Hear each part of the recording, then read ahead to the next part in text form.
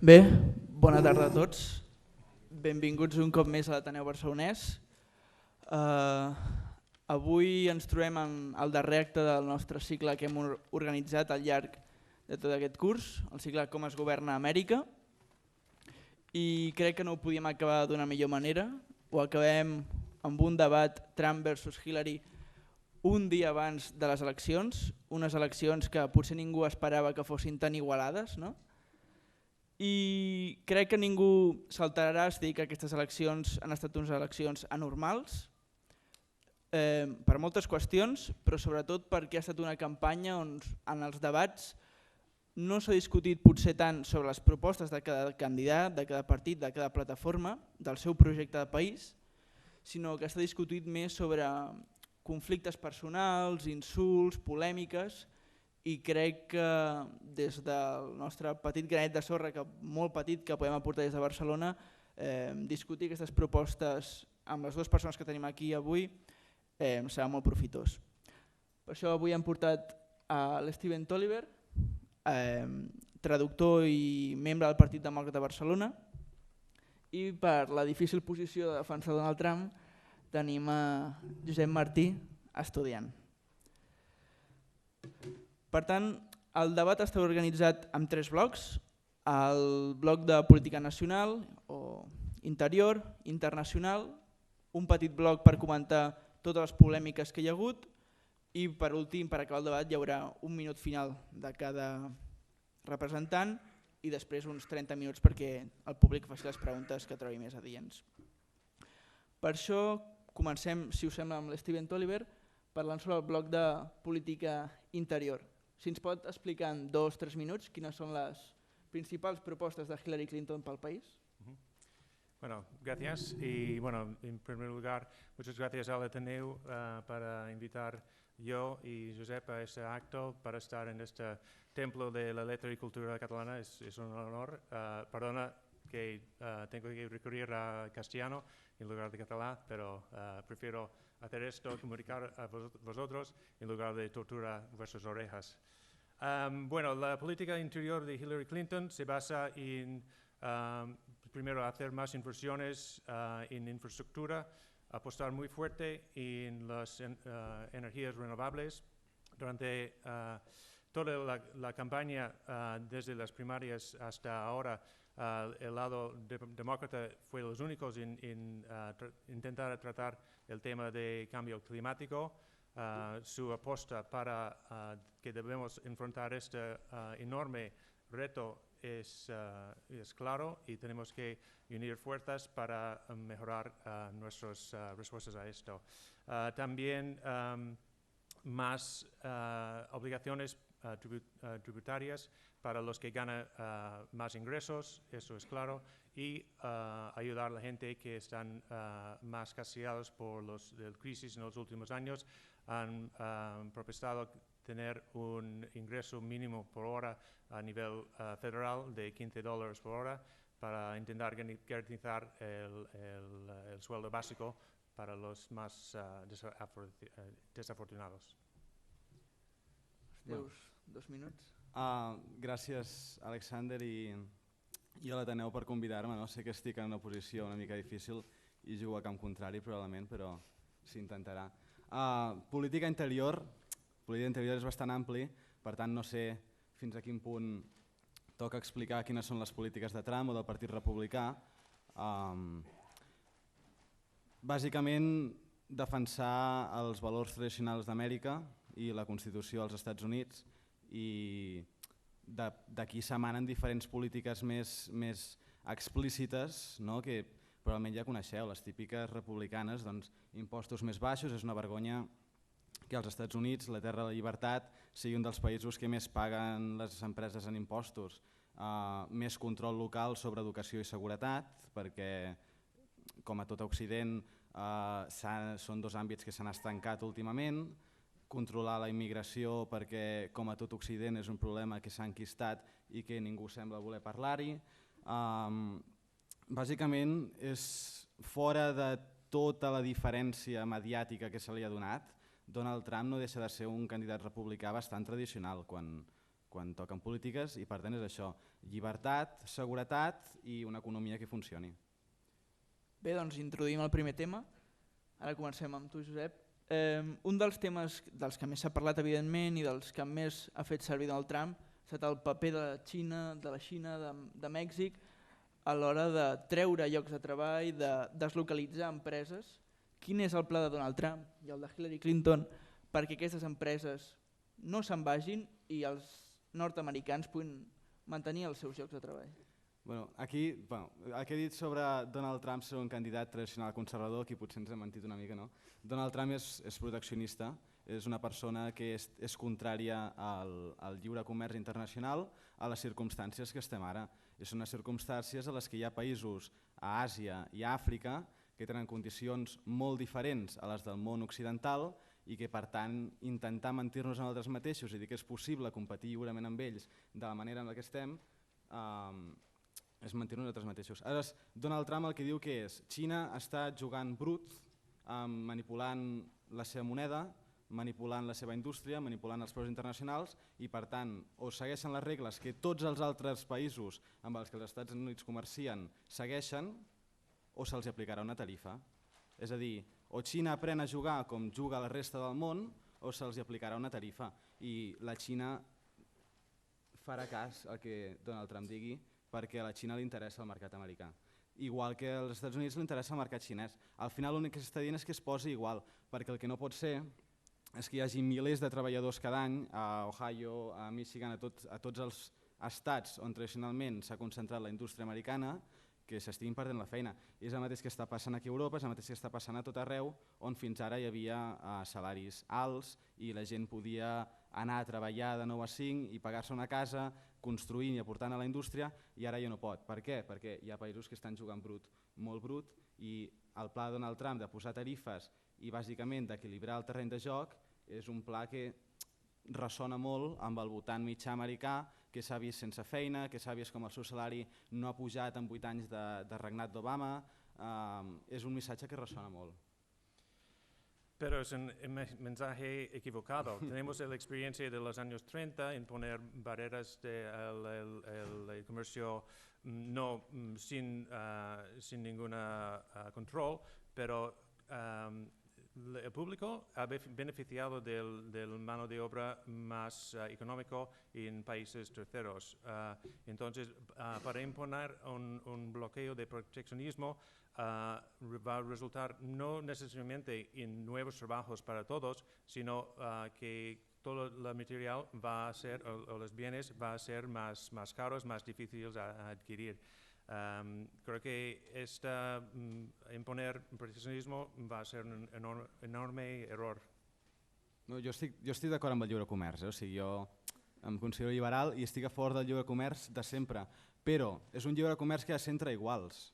És a dir, si tu ets una companyia de cotxes i estàs fabricant a Illinois i et surt una oferta d'anar a Mèxic que el govern t'està donant 1.000 subvencions i t'està donant la possibilitat de contractar treballadors per molt menys del que cobraria un marit americà de 40 anys, doncs el que faràs és fer-los fora i anar-te'n a Mèxic. I en aquest sentit Donald Trump és el primer candidat de la història dels Estats Units que se'n va anar a Ohio, a les plantes de Ford, i se'n va anar a les plantes de les empreses manufactureres i va dir: si tanqueu aquesta planta i la porteu a Mèxic, no tornareu i us posarem un 40% de tarifa. I no la tancaran. No la tancaran perquè no els surt a compte, perquè els Estats Units encara és el mercat més gran del món. I per tant, si el president dels Estats Units protegeix a la gent dels Estats Units, no hi haurà les conseqüències terribles. Bueno, es que las empresas automovilísticas ya existen gracias a las acciones del presidente Obama. Cuando entra en el mandato, la economía está en caída libre gracias a los políticos erróneos del presidente Bush hijo. Y muchas empresas estaban al borde de colapsar. Entonces, gracias a un presidente demócrata, que esas empresas ya siguen en marcha. Una de les grans mesures d'Obama durant el seu mandat i també una de les grans propostes dels republicans durant aquests 8 anys ha estat el de oposar-se a l'Obamacare i el dels demòcrates el d'aferrar-se a l'Obamacare. No sé quina posició té Hillary Clinton, vol ampliar la cobertura, vol ampliar l'Obamacare, i el Donald Trump què vol fer exactament? Perquè tenim diverses declaracions on diu que només el vol canviar, en els debats va dir que directament el volia eliminar, canviar per una altra cosa. Què vol fer Hillary Clinton amb l'Obamacare? Mejorarlo. En primer lugar, es una iniciativa muy necesaria porque decir que antes de Obamacare hemos tenido un sistema sanitario era ser muy generoso porque el sistema funciona y si tú eres pobre y no tienes un trabajo fijo, la única opción que tengas es ir a urgencias. Y si el hospital decide no darte tratamiento, estás en la calle. Entonces, esto no es de ninguna manera por un país rico como Estados Unidos actuar. Entonces, con el Affordable Care Act de Obamacare, por lo menos ya tenemos un sistema que curiosamente fue una idea creado por Mitt Romney, el último candidato republicano a la presidencia cuando fue gobernador en Massachusetts. Y sabiendo que la gente progresista prefiere sanidad, cobertura universal pagada por el gobierno, que obviamente los de la derecha va a tachar como socialismo, Obama ha optado por un tercer vía y usar las ideas de un republicano para intentar dar un mínimo de cobertura a la gente que no tiene acceso a sanidad. Entonces, la propuesta de Hillary Clinton es mantenerlo, reforzarlo, añadir más competición dentro del mercado para ayudar a la gente a acceso a esos recursos. Bueno, la política de Donald Trump en aquest sentit es basa en un principi molt simple i molt republicà, i és que el socialisme no funciona i que la competència sí. Aleshores, jo he imprès aquí el contracte de Donald Trump amb la gent americana, que el podeu trobar a la seva pàgina web, i parla sobre les accions legislatives que intentarà començar en els seus primers 100 anys de presidència, i una d'elles parla sobre sanitat i sobre l'Obamacare. Bàsicament, l'Obamacare s'ha d'anar. Per què? Perquè mentre sí que és cert que ha ajudat a una part de la població que fins ara no tenia cobertura mèdica o assegurança a tenir-ne, i és cert que a certs llocs d'Amèrica, sobretot al sud i a les grans ciutats, una gran població que abans no estava coberta per la sanitat ara ho està, a costa d'això els preus que la família mitjana americana paga per sanitat ha pujat moltíssim. És a dir, una família que abans podia mantenir-se amb el seu pla i podia fer la vida normal, ara potser li han pujat els preus $3.000, i això hi ha casos, és a dir, jo en la meva experiència de conèixer gent d'allà i tal, he vist com això passava. He vist que en els estats on s'aplicava, a Utah moderadament, Ohio, etc., les famílies de classe mitjana han vist com els seus preus pujaven. Per tant, ajudar una part de la població a base de que altres potser hagin de reduir el seu nivell de riquesa està malament. Quina és la solució que proposa Donald Trump? Més competència. És a dir, ara mateix, si estàs en un estat no pots agafar cobertura mèdica d'un altre estat, doncs això s'elimina. És a dir, fora les barreres artificials entre estats. Més, en aquest sentit, competició entre diferents assegurances. Menys impostos, perquè la gent pugui agafar el gestor que els agradi, i sobretot més llibertat de regular moltíssim. És una vergonya que hi hagi més de 4.000 medicaments en espera de ser aprovats, i això encareix moltíssim el preu de la medicina. És a dir, hi ha tot un sistema governamental d'agències federals que impedeixen que hi hagi innovació mèdica en el país líder d'innovació mèdica, i això fa que els preus pugin. Donald Trump el que vol és un sistema basat més en el lliure mercat que acabi amb la petita introducció al socialisme que hi ha hagut amb els anys Obama. Per molt que hagi vingut a través de Mitt Romney, que tots sabem tampoc és un gran idealista del lliure mercat. Bueno, me alegro saberlo porque lo último que sabía de Trump en esta manera es que va a lanzar Obamacare a la bolsa de basura y va a implementar algo tan fantástico que será una maravilla sin entrar en ningún detalle. Gracias por esto. Está aquí. Perfecto. pero incluso esto es representa casi el fin del federalismo, que es un base fundamental de los Estados Unidos. Las leyes entre estados están ahí por un motivo. Però un sistema de sanitat ha de ser federal, és a dir, ara ja ho està intentant. Un dels problemes que s'ha trobat Obama, no, és que l'Obamacare no s'ha pogut implementar a estats amb una majoria republicana molt sòlida. Només amb aquells que ha pogut trobar una legislatura amicable, és a dir, un estat com Texas no hi ha hagut introducció de medicina federal perquè un republicà com a governador, un republicà com a senador i un republicà com a congressista no t'ho aprovaran. Doncs si ho federalitzes, dones opció a que americans de tots els llocs tinguin accés als mateixos preus, que anirien cap a baix perquè la competència baixa preus i millora qualitat. Això és economia primer de bàsica. O decir mejor, por razonamientos ideológicos ha prevenido su gente a tener acceso a esta cobertura. Y los republicanos en el Congreso han mandado 50 veces intentos a bloquear esta acta, y en lugar de proponer mejoras han decidido poner pegas hasta cuando puede. Un dels altres temes que també més importància ha tingut en aquesta campanya, també per l'impacte mediàtic que té, és els conflictes racials que hi ha hagut a moltes ciutats dels Estats Units. Aquest moviment, Black Lives Matter, ha arribat a acusar la policia de racista. Estan justificades aquestes proclames? Bueno, con las nuevas tecnologías que permite todo el mundo llevar un móvil capaz de grabar vídeo en alta definición, ya sabemos casos realmente horrorosos del abuso de poder de policías contra gente de color. Y es una historia, bueno, es una vergüenza de nuestro país, de mi país.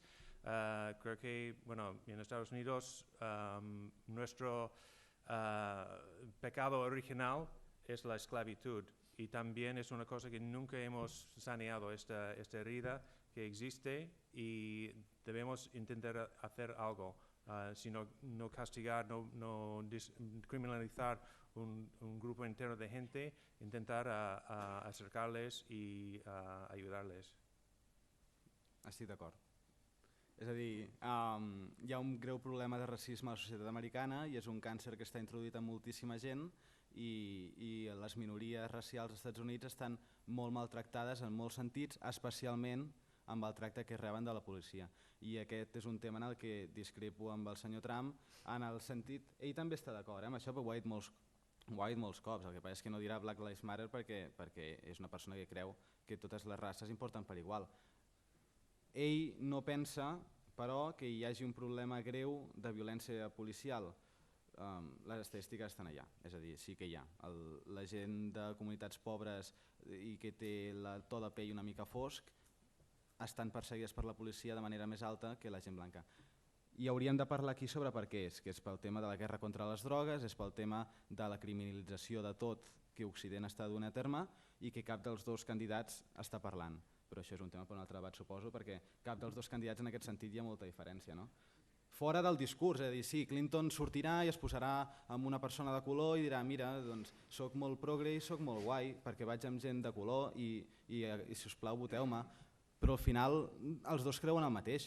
Trump no és racista en el sentit que pensa que els negres hagin de ser maltractats per la policia. Pero conta del apoyo de gente obviamente racista, apoyo de gente del Ku Klux Klan, que es una organización criminal en nuestro país, y el apoyo de esto, y él dice que no sabe nada de esta gente, y eso es una vergüenza de alta escala.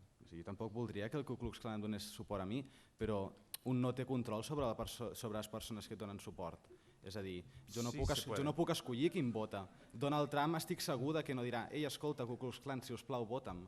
No, él ha decidido que era ignorante de la persona encargada de esa organización, no sé nada de él, que es, si lees los periódicos sabrá quién es. Sí, de l'incident aquest estic enterat, i també és cert que certs comentaris durant la campanya pot semblar que facin pitjor la suposada guerra de classes que hi ha als Estats Units.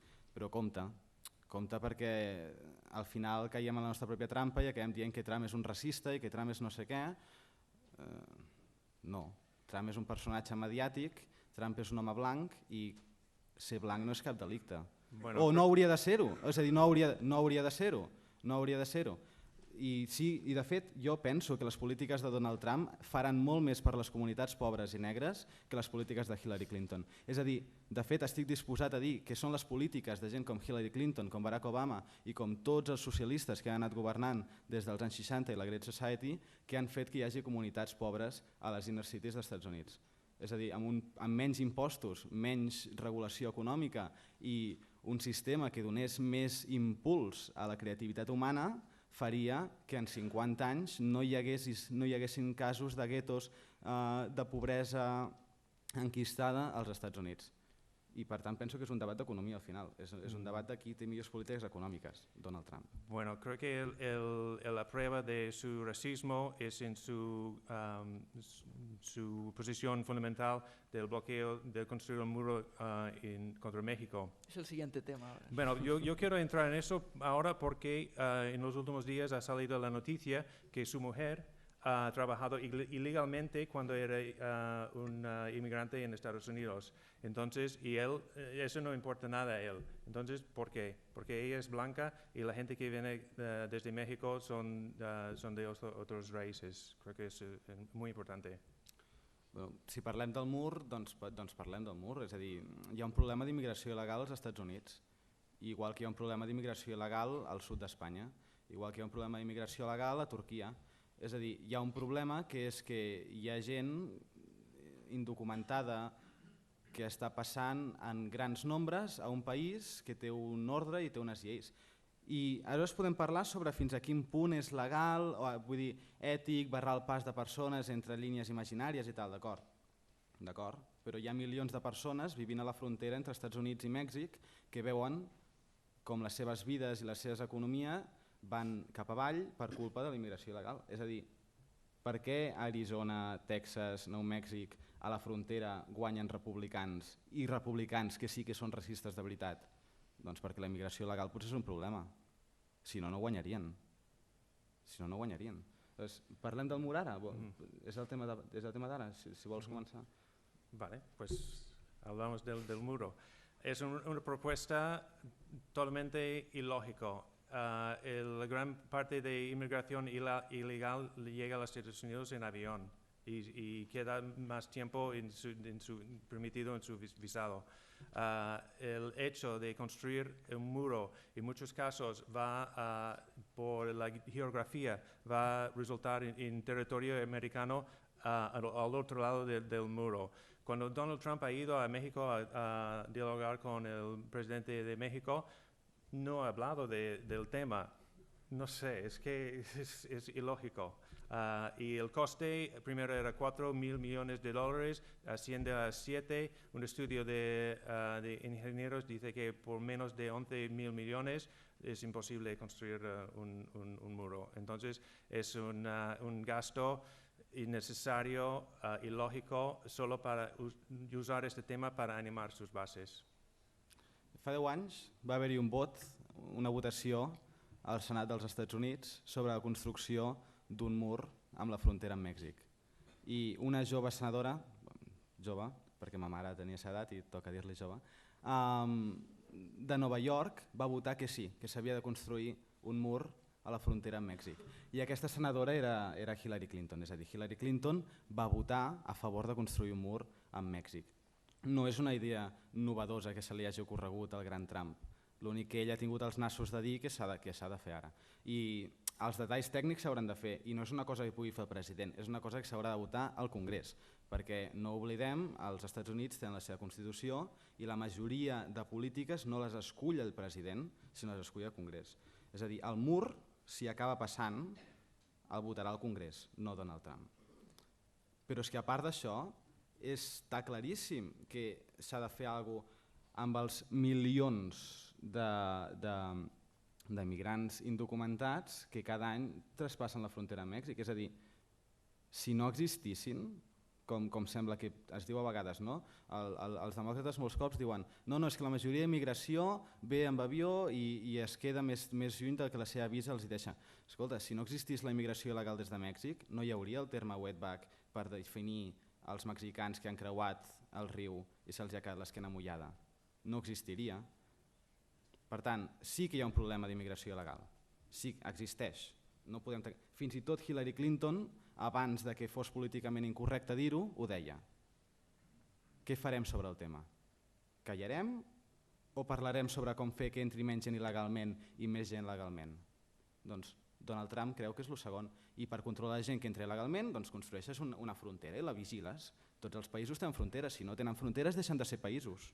Això està claríssim. Bueno, hay cerca de 11 millones, quizás más, de gente indocumentada en Estados Unidos que están intentando a tener una vida digna. Creo que mantenerlos en las sombras no es una solución correcta. Tenemos que intentar hacer algo para incorporarles en la sociedad. Y en este sentido, Clinton ha apostado a crear una vía para que ellos puedan conseguir ciudadanía en una forma más o menos, bueno, como puede ser. Pero los republicanos en cada caso han bloqueado esto, entonces quieren, bueno, hasta llegar el propósito de Trump, buscar toda esta gente y echarles del país, que va a significar que tenemos que construir un sistema más fuerte que el Stasi de Alemania de Este, de informadores, de agentes para ir a buscar, registrar casas, registrar escuelas, y esto es un estado de policía que no puede pasar. Dues coses. Primer de tot, Obama ara mateix està duent a terme una política d'agafar immigrants il·legals i tornar-los a Mèxic. És a dir, Obama de fet ha deportat a més immigrants il·legals que molts altres presidents abans. Per tant, no és que Donald Trump sigui aquest monstre que vol agafar mexicans i portar-los a casa i separar famílies, no. La política actual del govern dels Estats Units és que quan un immigrant il·legal delinqueix, se l'agafa i se'l torna al seu país. Després, si jo sóc un immigrant legal i vull entrar als Estats Units a treballar i vaig per tot el procés, que són anys, i són diners, i costa, i has de tenir unes habilitats, i has de tenir alguna cosa que aportar a l'economia, i a mi em costa tot això, i em passo potser 5 anys intentant immigrar allà. I després una persona que l'únic que ha fet és creuar un riu il·legalment se li dona la ciutadania abans que a mi, és un sistema injust pel que segueix les regles. Nadie está hablando de esto. És a dir, home, i tant, si els Estats Units és un país de lleis, que és una cosa que sempre s'ha declarat de ser una república, on la llei és cega i és igual per tots, el que no pots fer és que la llei afavoreixi aquell que la trenca. Si hi ha un sistema d'immigració legal, el sistema d'immigració il·legal ha de ser il·legal, i trencar la llei i seguir un sistema il·legal ha d'estar penat. Si el que és il·legal no està penat, vivim en un món, que és el món en el que viu molts cops l'esquerra, de, bueno, sí, és il·legal, però. És il·legal, però no, és il·legal. Igual que és el mateix problema que tenim aquí a Barcelona amb els top manta, no? I això és un altre debat que podem tenir un altre, però al final és el mateix. Hi ha una llei? Sí. Hi ha una manera legal de fer les coses? Sí. Doncs fer-ho malament, fer-ho il·legal, ha d'estar penat. Vaja, no sé, em sembla bastant de lògica. O no? Bueno, es que no estamos hablando de gente recién llegado, estamos hablando de gente que pasa 10, 20 años de su vida intentando a cuidar sus familias con trabajos muy duros y ayudando mucho a la economía, pero en una situación insostenible puede ser recogido por la policía y echado desde su casa y separado de su familia. Esto es una situación inhumana, tenemos que hacer algo. Reconozco que tenemos que respetar las leyes, pero tenemos que respetar a esta gente que ha venido en paz, ha seguido sus vidas sin romper más leyes que la ley de la frontera. Deixem les fronteres, sortim d'elles, sortim de la frontera als Estats Units i traslladem-nos a l'Orient Mitjà. Donald Trump ha arribat a acusar Hillary Clinton de ser la mare d'ISIS, d'estat islàmic. Quin pla té cada candidat per acabar amb el terrorisme jihadista? Quines són les mesures que volen aplicar? Sabem que Hillary Clinton és una persona que políticament i internacionalment té una política intervencionista. En canvi, sembla que Donald Trump, per algunes declaracions, perquè tampoc mai acabem de saber què pensa, sembla que és menys intervencionista i més aislacionista.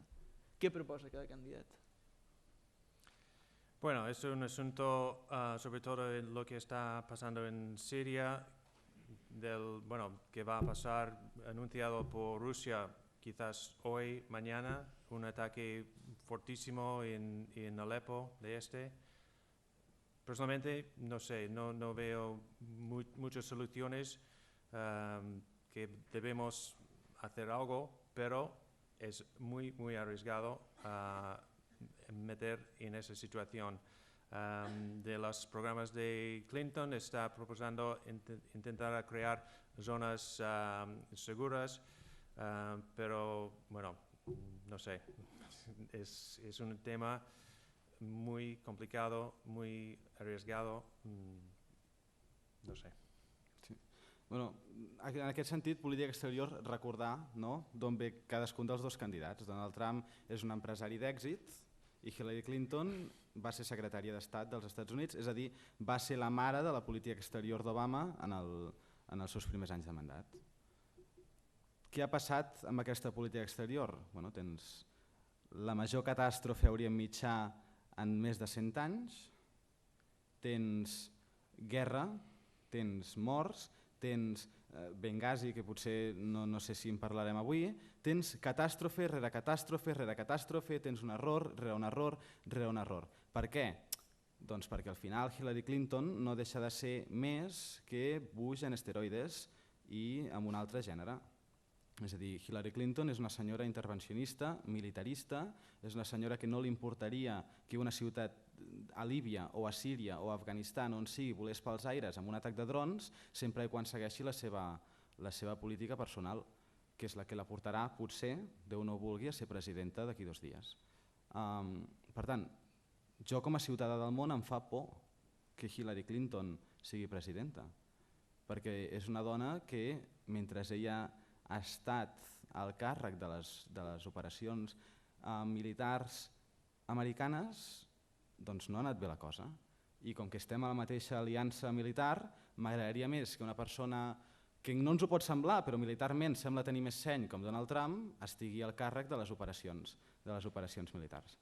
No sé si he sentit algú rient quan he dit que té més seny, però és la veritat. És a dir, els generals que donen el consell a Donald Trump són gent que ha estat tota la seva vida al món militar i per tant saben del que parlen.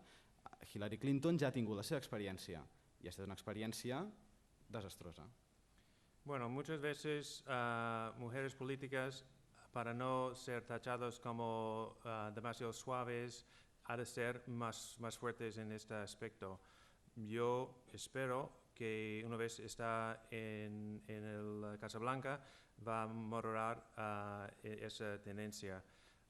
Pero mirando a Trump, que está a favor que Arabia Saudí tiene armas nucleares, que no veo ningún problema si Japón, Corea del Sur tiene bombas nucleares, ha dicho que va a usar tortura, matar las familias de terroristas, cosas que obviamente son crímenes de guerra, y si los generales no obedecen estas órdenes, va a echar a esos generales y poner nuevos. Entonces, para decir que Trump va a ser más moderado es una espera. Òbviament, hi ha coses que ha dit Trump que són condemnables per tothom, jo el primer. Famílies de terroristes no es poden matar. I atacs indiscriminats contra la població civil no es poden fer, i això s'ha de condemnar. I dir altra cosa és mentir-nos el mateix. Ara bé, que una persona que dona suport a Hillary Clinton, que és la mare del programa de drons dels Estats Units, que ha matat a milers de persones innocents a Afganistan, a Iemen, a Iraq, a Síria, em digui que Donald Trump seria perillós, doncs ho trobo una mica, no sé, és aquest joc raro, no?, que la política americana ara mateix ens està donant, on els republicans semblen tenir una mica més de sentit comú en aquest sentit que el Partit Demòcrata, perquè home, doncs allà està, tens Orient Mitjà, no només tens Orient Mitjà, tens també Cuba i el que està passant amb Cuba, tens Rússia, Rússia és l'altre, podem parlar de Rússia un segon? El següent tema no? Bueno, sí, puc mencionar-ho un moment, o sigui, així per fer-me tota la geografia, és a dir, Rússia, no? Una actitud bel·ligerant en Rússia, una actitud de guerra freda. A la campanya de 2012 contra Romney, quan Romney va dir que Rússia seria un dels problemes principals geopolíticament, Obama va fer la broma famosa, no? Escolta, són els anys 80, diuen que volen la seva política exterior de tornada. I tothom va riure, no? I tothom va riure de Romney perquè deia que Rússia seria complicada. Ara tens a Hillary Clinton que bàsicament vol iniciar una guerra nuclear amb Putin. Bueno, esto fue antes de la invasión de Crimea y la guerra en Ucrania. Bueno, és que és aquesta cosa, és a dir, fins a quin punt hi haurà guerra? Fins a quin punt hi haurà aquest, bueno, no, jo més, no? En algun moment, i això és un discurs que fins fa poc l'esquerra aquí tenia, en algun moment l'actitud bel·ligerant dels Estats Units per tot el món ha de parar. I només hi ha un candidat que vol que pari, excepte Gary Johnson, i és Donald Trump. Per tant, pensem-hi. Un exèrcit més poderós, un altre cop, el programa electoral de Donald Trump, sí, més inversió per l'exèrcit, més diners, més portaavions, més avions, més missils, però fora de Síria, fora de Líbia, fora d'Orient Mitjà, perquè el que volem és la pau. Una Amèrica forta, però en pau. Bé, parlem de comerç perquè aquí es dona una situació bastant interessant i és que als Estats Units Donald Trump, el Partit Republicà, representa tradicionalment la dreta i el Partit Demòcrata, Hillary Clinton en aquest cas i en aquest moment, representa l'esquerra. Si bé aquí a Barcelona, Catalunya o Espanya l'esquerra normalment és el partit o la ideologia que està en contra dels tractats de lliure comerç, ho veiem amb la campanya del TTIP, com ara el Parlament de fet no va voler donar suport al tractat de lliure comerç d'Europa amb Canadà i aquesta és una defensa tradicionalment que fa l'esquerra. En canvi, als Estats Units aquesta defensa o anar en contra dels tractats de lliure comerç com el TTIP és una de les banderes de Donald Trump. En canvi, Hillary Clinton sí que és veritat que ha anat canviant d'opinió, però sembla més favorable a aprovar el tractat de lliure comerç. Per tant, Donald Trump també ha parlat de renegociar els tractats que ja existeixen, com amb el de Mèxic, com és la NAFTA.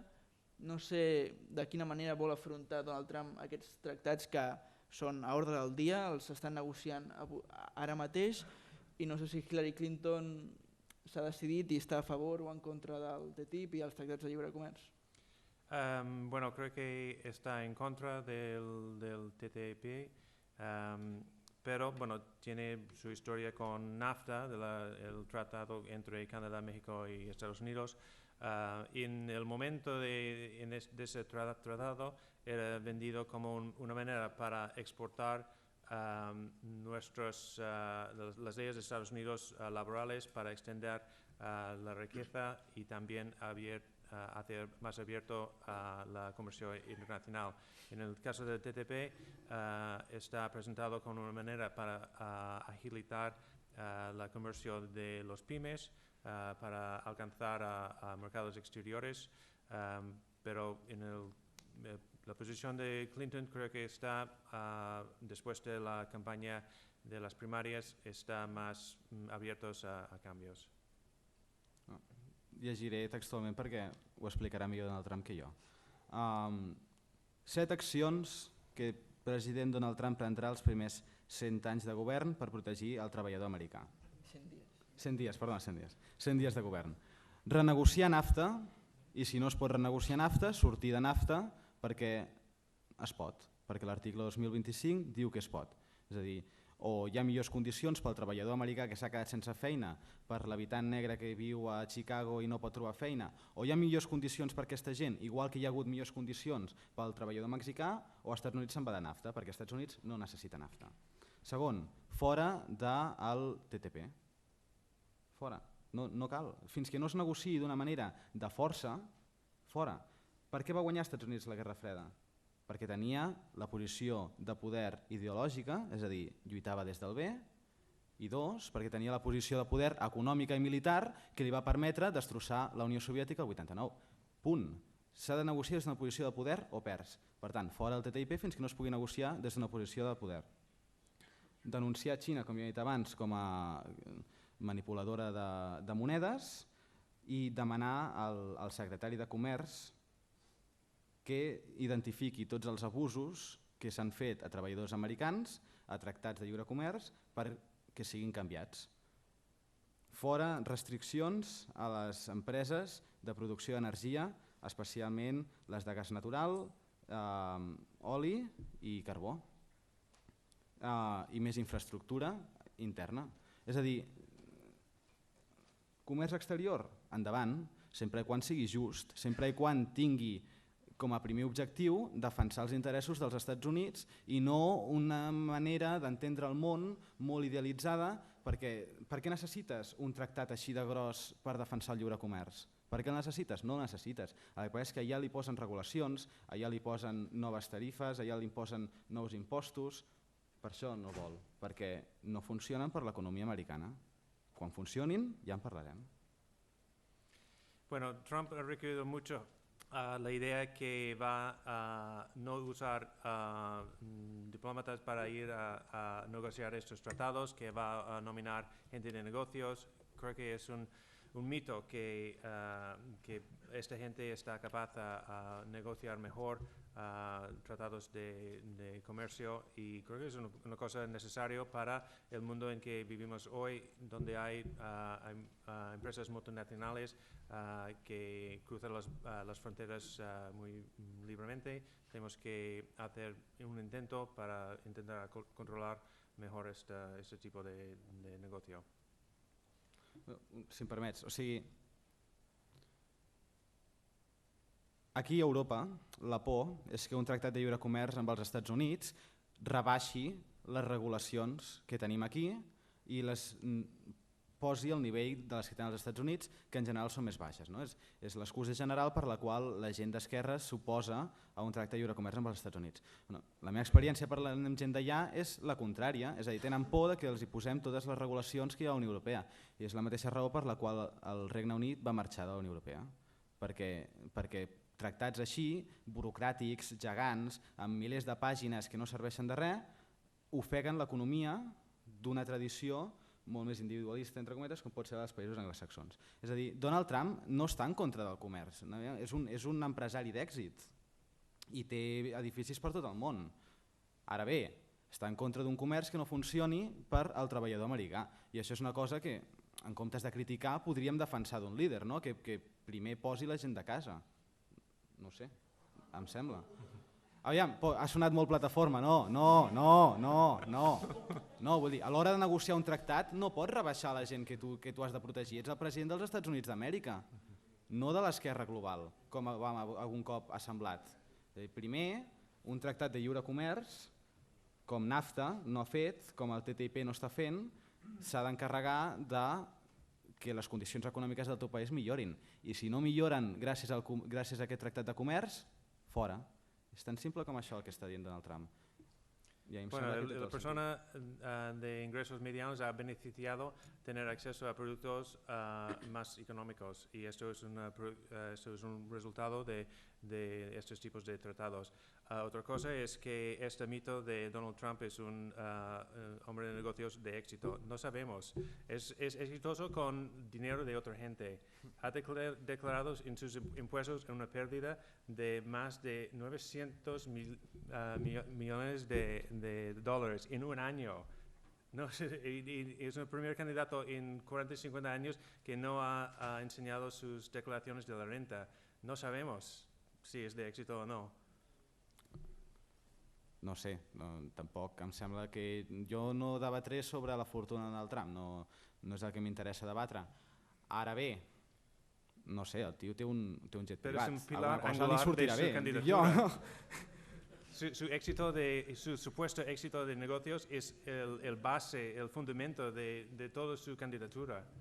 Bueno, i també, no, la base de la seva candidatura, ojo, una altra cosa molt important. La base de la seva candidatura és que el seu missatge ressona amb la gent. És a dir, el que aquí explica, no, de posar els interessos comercials dels Estats Units primer, una defensa forta però no ens posem en guerres estúpides, defensar els nostres aliats, que els enemics ens tinguin por un altre cop, valors més o menys tradicionals que no ens posem a ser bojos. És una cosa que ressona amb la gent i és la raó aquesta, no és que sigui empresari i per tant ja pugui anar pel món i la gent el voti, no, home, no, té idees l'home, que possiblement, Déu vulgui, serà el proper president dels Estats Units. Uns Estats Units d'Amèrica sota la presidència de Donald Trump, per les declaracions que ha fet Donald Trump, no sabem si Donald Trump no és gaire amic de la diplomàcia, no sé si tindria gaires amics, el que sí que sembla és que és bastant amic de Putin. Quin és el projecte de Donald Trump en matèria internacional? Quins són els seus aliats? Què vol fer amb el tractat o l'acord que ha aconseguit Obama amb Iran? Quina és la relació, ja que parlem del tractat d'Iran, amb Israel? Què pensa Hillary Clinton sobre les relacions amb Putin? ¿Ha d'haver un acostament amb Rússia? Tot el contrari? Bueno, de ser secretario de Estado por 4 años, ha viajado muchísimo, ha visitado seguro casi todos los países del mundo. Ella entiende bien cómo funciona el mundo. Si está presidenta, ella y Putin y cualquier líder tiene que llegar a una manera de hacer las cosas. Bueno, siempre cuando ella era senadora era capaz de acercar y hacer proyectos con republicanos y en el Senado. Entonces, siempre ha mostrado capaz de dialogar, de llegar a acuerdos para involucrar a gente. Entonces creo que cuando está presidenta continuará en ese sentido. És molt fàcil arribar a acords quan no tens ideologia i ets bàsicament un camaleó, és molt fàcil arribar a acords, no? Perquè tot està bé. I això és la raó per la qual Hillary Clinton va tenir tant d'èxit com a senadora, és perquè no té cap mena de columna vertebral ideològica.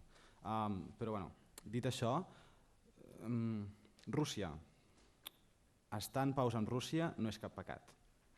És a dir, la Guerra Freda ja ha passat i Putin té els seus interessos, els Estats Units té els seus, però no ha d'haver-hi un aproximament com el que està plantejant Hillary Clinton, de no, és que Crimea i Ucraïna, no.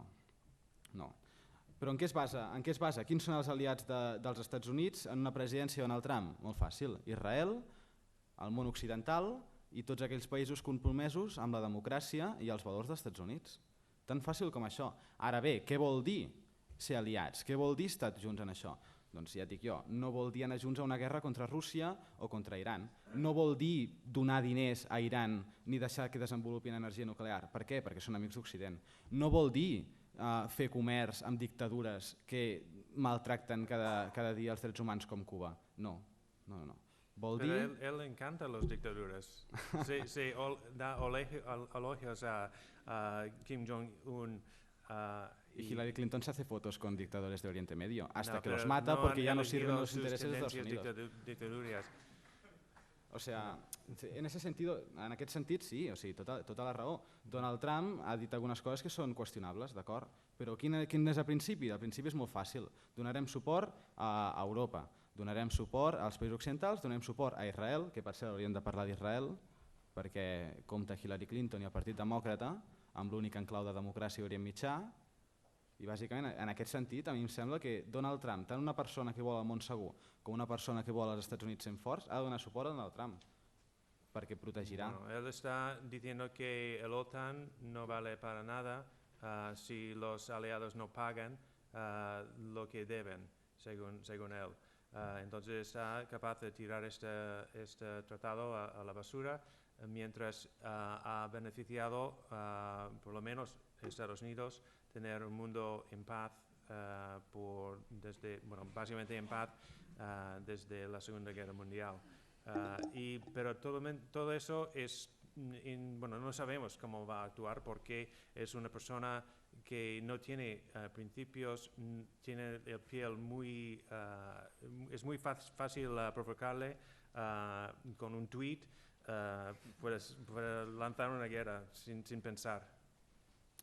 Bueno, Recordem, però, un altre cop, tornem al tema de la Constitució. El president no és un dictador. No estem parlant del Führer dels Estats Units, estem parlant del president.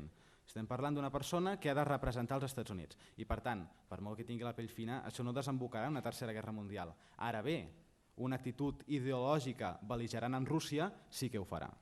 És a dir, en aquest sentit, si sou pacifistes, si us preocupa el més mínim que no hi hagi una guerra nuclear, un holocaust nuclear en els següents 8 anys, us interessa que una persona tan bel·ligerant amb Rússia no sigui presidenta. Per tant, Clinton no. Ara bé, per què Trump sí? Trump sí perquè Trump vol un món que funcioni amb els valors que han fet Occident gran, és a dir, democràcia, llibertat, drets individuals, etc. Ara bé, això s'ha de fer en pau, s'ha de fer sense tenir un holocaust nuclear amb Putin, donant suport a les democràcies que funcionen com Israel, etc. Encarem la recta final d'aquest debat abans de les preguntes.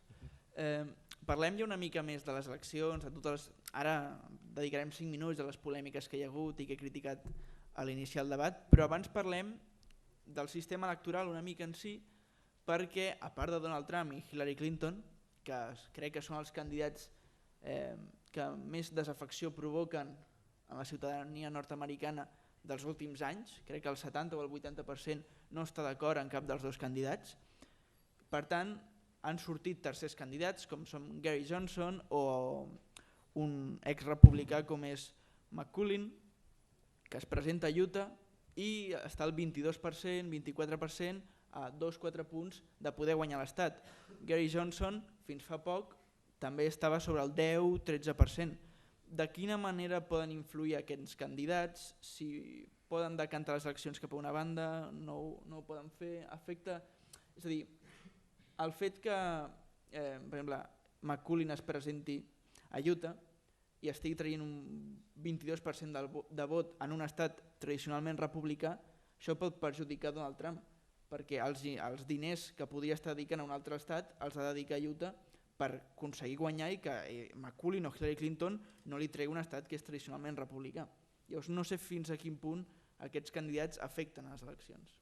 Una cosa tècnica, un segon. Ja dic jo que Donald Trump no està destinant res a Utah. De diners, res, zero. Per què? Perquè, és un apunt tècnic, un segon. Utah té 6 vots electorals al col·legi electoral i són 6 vots que a Clinton no aniran. Aniran o a Trump o a McCullin. Recordem que al 92 Utah va ser l'únic estat en què Bill Clinton va quedar tercer, és a dir, fatal. Hillary no guanyarà, spoiler. Però per què no importa si guanya o no un tercer candidat allà? Perquè en un cas en què aquests 6 punts importin és o que Hillary ja ha guanyat o que Donald Trump ja ha guanyat. És a dir, no seran els decisius. I si ho són, l'elecció s'anirà a la cambra baixa, que és republicana, i per tant guanyarà Donald Trump. Per tant, només com a punt, Utah ara mateix, jo és on vaig estar de becari amb el governador de Utah, ja dic jo, no hi ha cap mena d'inversió per part de la campanya de Donald Trump a Utah, ni cap mena d'interès especial ni res d'això. Entonces es un momento de gloria. Bàsicament. El McCullin aquest que estem parlant és un candidat independent, conservador, republicà tradicional, no? Molt intervencionisme, poca ideologia a casa fora de llei i ordre, i va aparèixer com a resposta a Donald Trump de la comunitat mormona perquè estaven enfadats de que hi hagués un candidat que les agafava per les seves parts i que tenia 3 dones i que és un republicà tradicional, però no guanyarà. Y bueno, volviendo a la pregunta de los terceros partidos, siempre han sido presentes en las elecciones americanas de mayor importancia a otra. Creo que la última vez fue en el 2000, cuando la candidatura del Partido Verde de Nader ha quitado votos de Gore, ha provocado el empate en Florida y con el resultado que hemos tenido. Antes de esto, la candidatura de Ross Perot ha afectado las elecciones dividiendo el voto de derecha y dando paso a Bill Clinton. Entonces es posible, aunque cuesta muchísimo porque la maquinaria del colegio electoral en Estados Unidos está favorece mucho a los dos partidos. es posible, pero en gran parte los candidatos terceros actualmente tienen la dinámica que la mejor les conoce, peor sembla. El Johnson es muy errático, es más famoso para responder a una pregunta sobre Siria, ¿qué es Alepo? Y luego otras cosas muy impensables para ser presidente. Jill Stein tampoco ha hecho grandes cosas. Entonces, en ese terreno donde había mucha gente desafectada con las propuestas de los dos partidos mayoritarios, es muy curioso que no han ganado más espacio, pero es así. Entonces, sí, el escenario que has pintado, que quizás será un bloqueo y pasar la elección a la Cámara Baja, dentro de la Constitución és possible, espero que no. Només una altra cosa, Donald Trump és bàsicament un candidat d'un tercer partit, és a dir, no s'adhereix a ningú, no obeeix a ningú, és bàsicament una carta salvatge que no dona resposta a ningú que no sigui ell mateix. És a dir, en aquest escenari, per què necessites un tercer candidat si ja tens a Donald Trump? Que bàsicament no és el teu republicà tradicional, en el sentit de que no té la característica tradicional de que obeeix a les grans èlits. Aleshores, per què necessites un tercer candidat? La pregunta al final és, a qui odia més la gent? A Hillary Clinton o a Donald Trump? Hi haurà moltíssima gent que demà anirà a votar o que ja han votat, que han basat el seu vot en... És que són molt dolents, però és que aquella va destrossar l'Orient Mitjà, però és que aquest porta violant a dones des de fa 30 anys, però és que aquesta vol carregar-se a tots els bebès amb l'avortament, però és que aquesta... Clar, votes a desgana, i és el que ha fet moltíssima gent, però jo espero que la majoria de gent hagi pogut veure que tot el que Trump hagi pogut dir de dolent, Hillary Clinton ho ha fet molt pitjor, i per tant espero que hagi guanyat Donald Trump. Pot ser llavors que les polèmiques d'ambdós candidats, les polèmiques declaracions de Donald Trump, el tema d'haver violat numeroses dones o el tema dels mails de Hillary Clinton, el tema de Benghazi, pot afectar més aquestes polèmiques que no pas un partit o candidats que afectin a les eleccions? Bueno, creo que en mayor caso, con la gente que todavía no han decidido para quién va a votar, que es posible que van a afectar, pero para la gente que ya son decididos, creo que son más anécdotas. En el caso de Clinton, ya está divulgado por el FBI que esos últimos emails son ya vistos, no hay nada nuevo. Y de Benghazi, ella ha hecho declaraciones frente de la Cámara Baja de 12 horas seguidas. Creo que ese tema ya está obvio que es una búsqueda para evidencia que no está presente. Obviamente era una lástima para perder gente y que fuera matado. Esto obviamente era un desastre, pero creo que fue aprovechado por los republicanos a tirar vara a Hillary Clinton. Al final de todo, creo que ya está investigado, mirado y el caso está cerrado, creo. Sí, abans que ens deixi passem a les preguntes, no anirem amb els e-mails per desgràcia, tot i que és molt important, no? És un tema que us recomano que us mireu Wikileaks perquè és brutal, o sigui, ja per pur morbo polític, ja fora les eleccions són demà, ja no influirà el que vulgueu, però senteu-vos un dia amb l'ordinador i mireu els e-mails que s'han publicat de Hillary Clinton i la corrupció, és a dir, l'olor d'establishment, l'olor de favors, l'olor de brutícia, és a dir, a qui ens faria fàstic? Per què ho perdonem als Estats Units quan a qui ens faria fàstic una cosa així? Perquè l'altre és Donald Trump?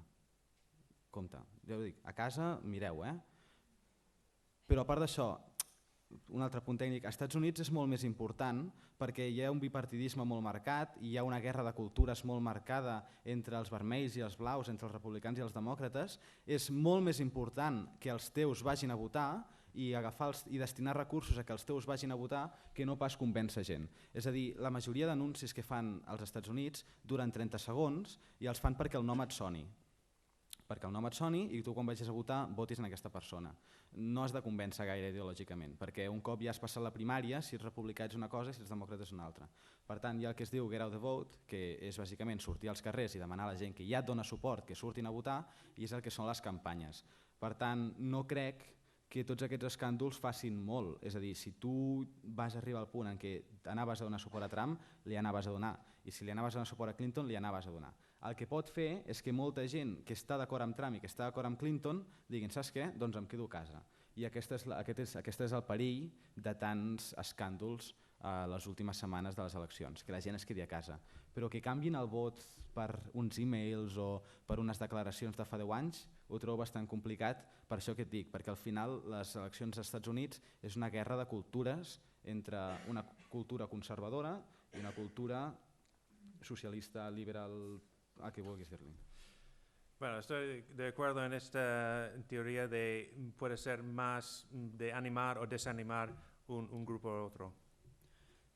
Si us sembla, ja per acabar i abans de passar les preguntes, passem al final statement, l'últim minut. Si vol començar vostè.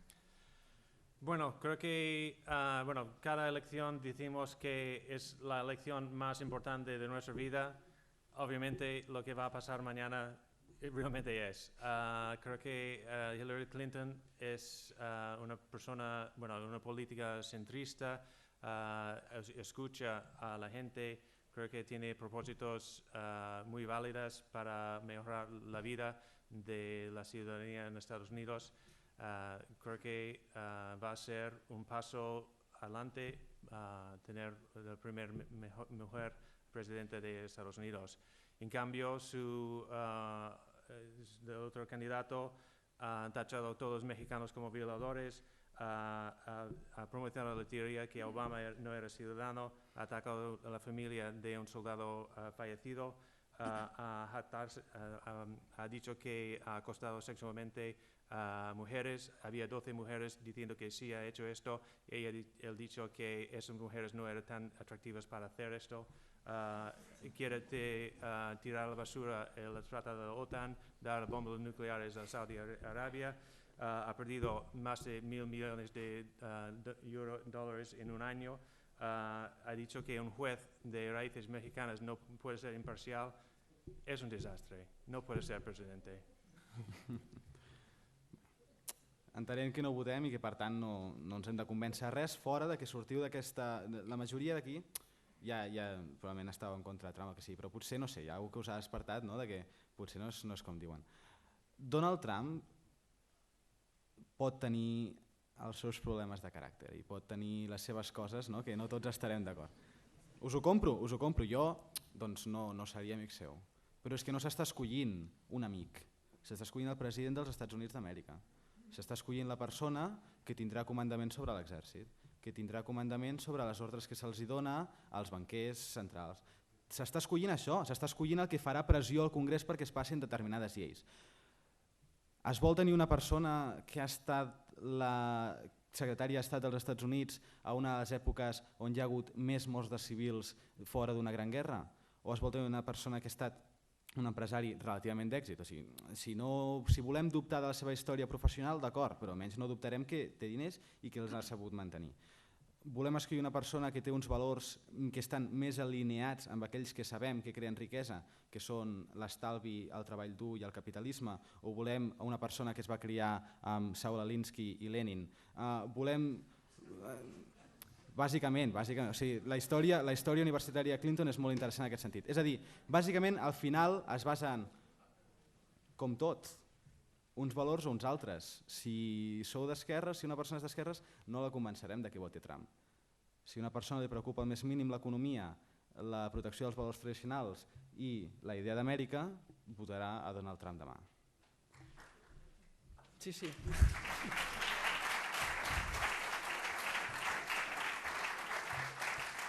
Bé, doncs, si us sembla, passem al torn de preguntes. Veig una mà molt aixecada, dos. Si us sembla, anem del darrere cap endavant i fem tandes de 3 per anar més ràpid. Comencem pel senyor de la dreta.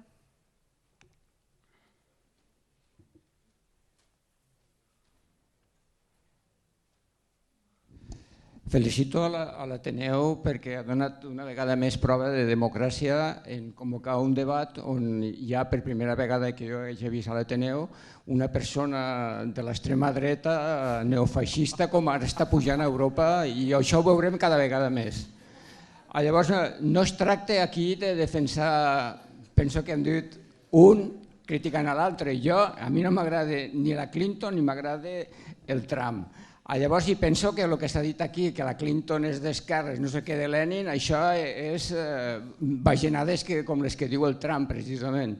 Llavors, ambdós són representants de l'economia neoliberal americana i de les grans lobbies. El Trump mateix és un gran lobby.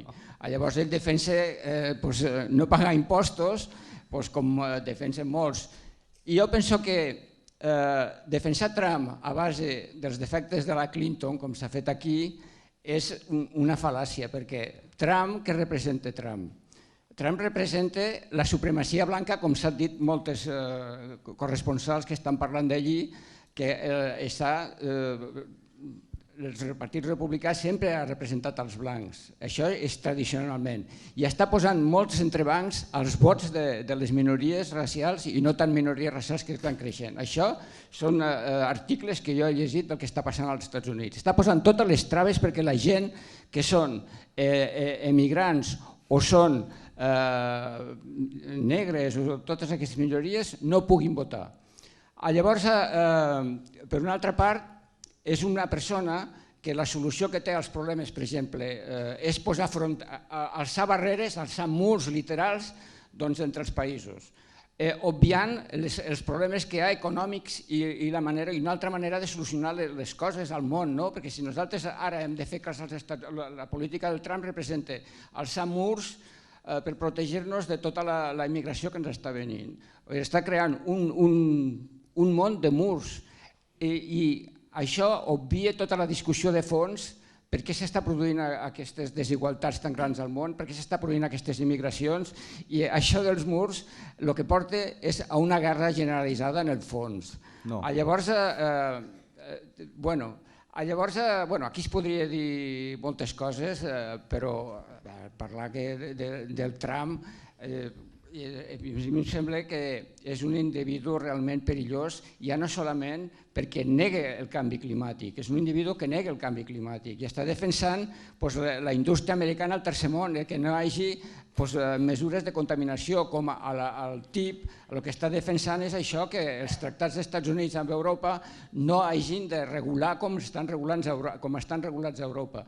Llavors, que això també ho està defensant la Clinton, aquí s'ha dit que no. En fi, és una altra cara del Partit Republicà molt demagògica que vol guanyar el suport dels treballadors que avui dia estan en pitjors condicions i estan rebotats contra el sistema dels Estats Units d'una manera demagògica. Parlar de demagògia... No, és personal. Parlar de demagògia quan la primera cosa que ha dit és que sóc un neofeixista per defensar idees que de sempre s'han atribuït a la dreta moderada és insultant. Per tant, no respondré res més del que ha dit perquè en el moment en què comences a parlar qualificant d'una persona liberal, una persona de dretes o de centre o del que sigui que em vulguis posar, de neofeixista, això és insultant. Insultant especialment en una casa de debat com és l'Ateneu.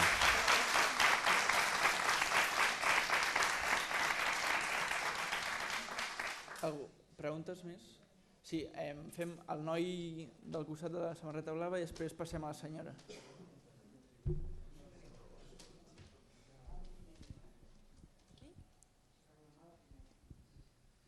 Bé, com ha comentat l'home que ha intervingut primer, és veritat que Trump és una reacció contra la globalització de la mateixa manera que ho és Le Pen, o és l'FPO a Àustria, o és el Partit de la Llibertat a Holanda.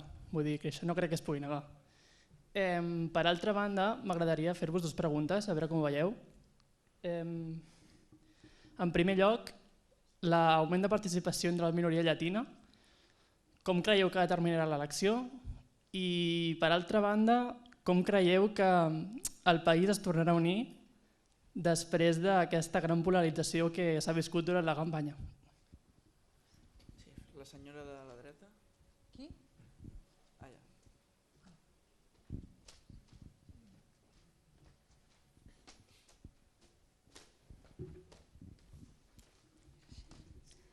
Bona nit. Gràcies a tots, a vosaltres pel debat i a l'Ateneu.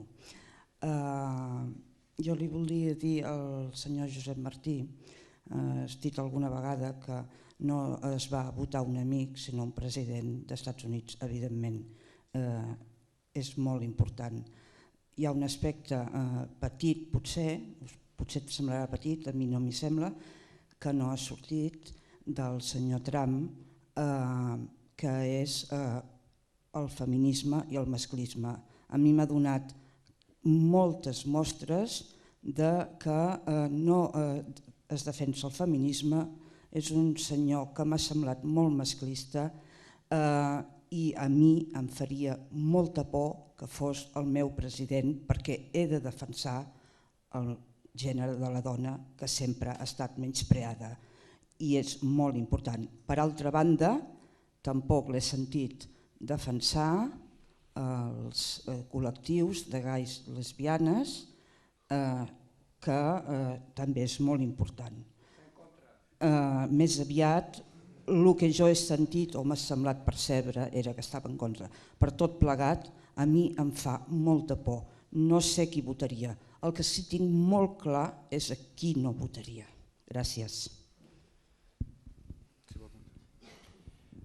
Bueno, para responder a la pregunta del señor sobre el efecto del voto latino, creo que va a ser un clave fundamental para la victoria de Clinton, porque es parte de la demografía muy en contra a Trump por todas sus declaraciones y también por las propuestas de Clinton para buscar una vía para la ciudadanía de la gente que está en el país sin papeles.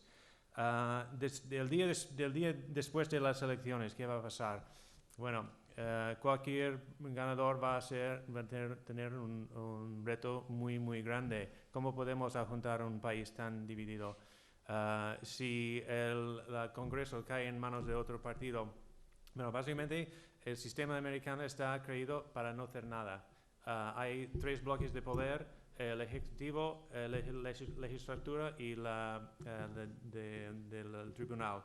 Están bloqueados por un motivo, para evitar que un dictador pueda ocurrir ahí. No obstante esto, creo que si cae en manos la presidencia de Trump con el Congreso, es posible que estemos enfrente de este reto. Ojalá que no va a ganar su partido y con la reacción de él ha tenido en dividir muchos republicanos por sus falsas propuestas, creo que va a desatar una guerra civil dentro del Partido Republicano por su propio alma. Ojalà. Intentaré anar ràpid a les quatre coses. Moviments antiglobalització, sí, però compte. No és un desqualificatiu i no és capital social de l'esquerra, és a dir, moviments antiglobalització com la CUP, com Podemos, etc. Després, gent d'ètnia hispana com Colau, moviment antiturista, etc. Gent d'ètnia hispana i com poden afectar les eleccions. Com més participació de minories ètniques hi ha, pitjor els hi va als republicans en general. Serà molt interessant, especialment els que seguireu les eleccions en directe, veure què passa a Miami i al sud de Florida amb la població cubana. Les primàries de Florida del Partit Republicà va ser l'únic de tots els comtats que va anar per Marco Rubio en comptes de Donald Trump i per tant serà molt interessant veure si al final s'han mantingut fidels al partit o si han preferit votar a ningú o Hillary Clinton o el que sigui. Per tant, una cosa molt interessant a veure al sud de Florida. Polarització, doncs sí. Per sort, la majoria de gent viu amb gent que pensa com ells. És a dir, la polarització és a nivell federal, però el dia a dia no es veu gaire perquè un estat republicà és molt republicà i un estat demòcrata és molt demòcrata, i dins dels estats les comunitats també són molt semblants entre elles. És a dir, el concepte de ciutat que tenim aquí, no de barris, és molt poc freqüent i la gent viu bastant segregada en aquest sentit. Té les seves coses bones, les seves coses dolentes, és un altre debat. I després sobre el feminisme i les dones i la situació de les dones a la campanya de Trump, és un tema espinós com la manera Trump ha tractat les dones. S'ha d'entendre que ella és una figura mediàtica, s'ha d'entendre que ha fet els seus diners sortint a la televisió i a la cultura moderna, i també s'ha d'entendre que hi ha una part molt important de la població que la lluita feminista no se la pren com seva. És a dir, potser les dones a la societat occidental ja tenen els mateixos drets que els homes, fins a cert punt. O no, però podem parlar-ne des del respecte i des d'entendre que dir una cosa diferent al que és el consens social acceptat no és pas un crim, ni et converteix en neofeixista, ni et converteix en masclista, et converteix en una persona que potser no està comprada encara amb un argument. Per tant, Trump masclista, Trump fill de la societat en la que estem, en la que hi ha la televisió, i fill de Nova York i fill dels mitjans de comunicació massius.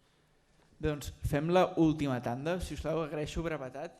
Fem des del final, el noi del final, aquí davant i aquí.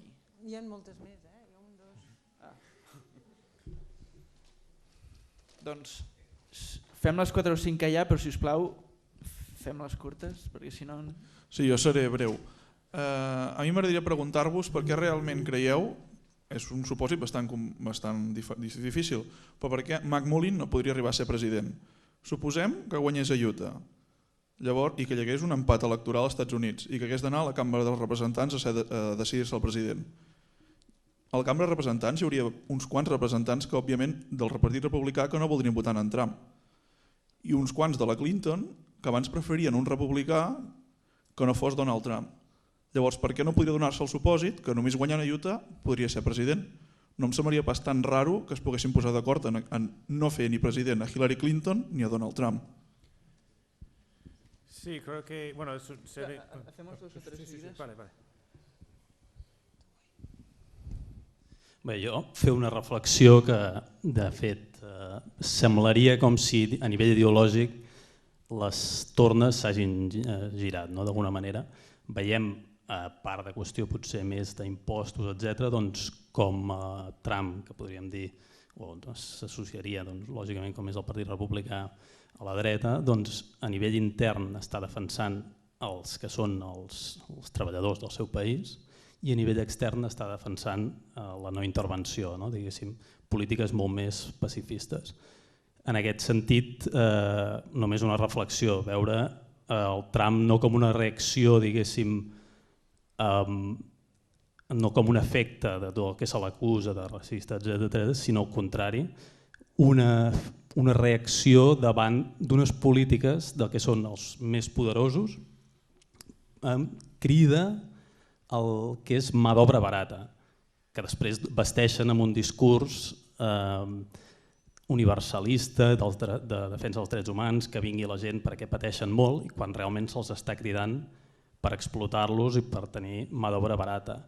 I aquesta és una contradicció o una paradoxa que jo penso que trenca els esquemes clàssics de divisió esquerra i dreta i tot el muntatge ideològic que hi havia fins ara. Sí, doncs fem 3 últimes preguntes. El noi, aquest del polo negre, el Suso i el senyor d'aquí davant. Bé, a mi m'agradaria formular únicament 2 preguntes. Quina és la política de cada partit respecte al dret a l'avortament i sobre el canvi climàtic? El dret de què?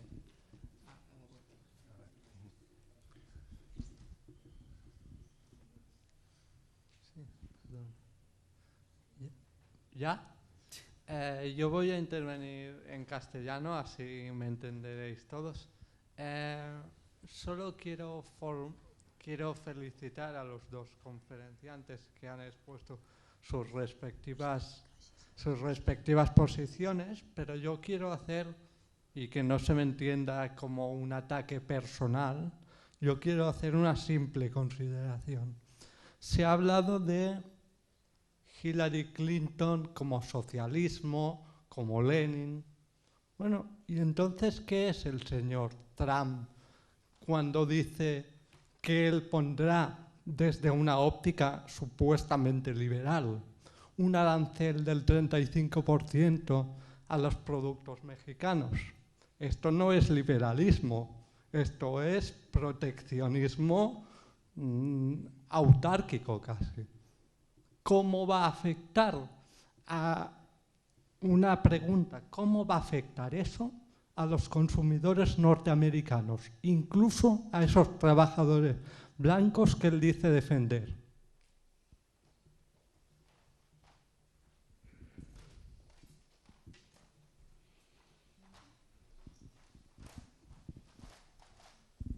Hola, voldria preguntar si veieu possible que els demòcrates agafin the House i el Congress.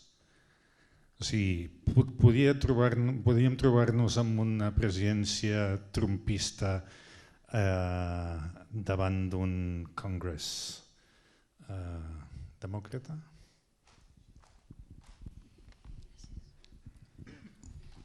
Vale, bueno, muchas preguntas interesantes. Bueno, sobre la cuestión qué va a pasar y si las elecciones va a pasar a la Cámara Baja, que son la última pregunta y la primera en esta tanda. Básicamente, bueno, realmente es un incógnito. Creo que los representantes van a tener mano libre a elegir quién le da la gana. Entonces, puede ser alguien, puede ser Paul Ryan, puede ser... la única persona que no puede ser es Obama para tener 3 mandatos enseguida, como está una enmienda a la Constitución.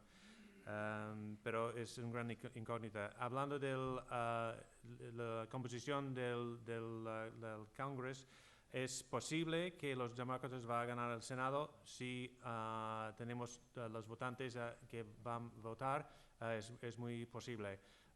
En la Cámara Baja es más difícil porque el Partido Republicano ha enfocado sus esfuerzos en los últimos años en los estados, ganar gobernadores, plazas de gobernancias y también en las legislaturas estatales. En estos han hecho una cosa que se llama gerrymandering, que es crear agrupaciones muy innaturales para agrupar la gente que vota a la izquierda en bloques grandes para diluir la importancia de su voto. El resultado de esto es que casi está garantizada que la Cámara Baja va a quedar en manos de republicanos. Vale. Sobre McCullin i la possibilitat de que si els astres s'alineen i no sé, no serà president i les possibilitats són nul·les. McCullin, jo a ell no el vaig conèixer, però vaig conèixer la gent que li porta la seva campanya i és molt interessant. És a dir, és gent que no espera guanyar i no van a guanyar i no guanyaran a Utah tampoc.